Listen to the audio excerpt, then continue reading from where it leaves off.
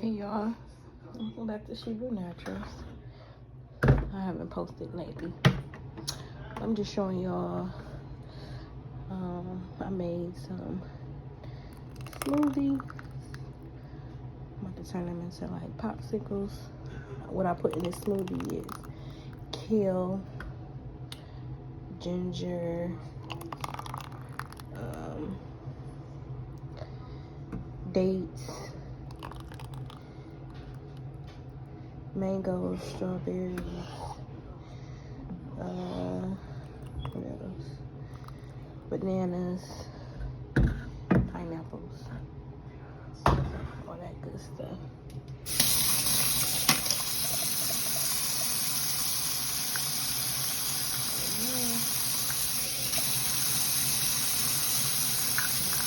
I don't want to waste my smoothie.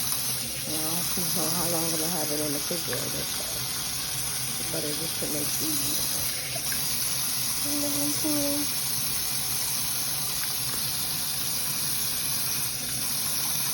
So yeah.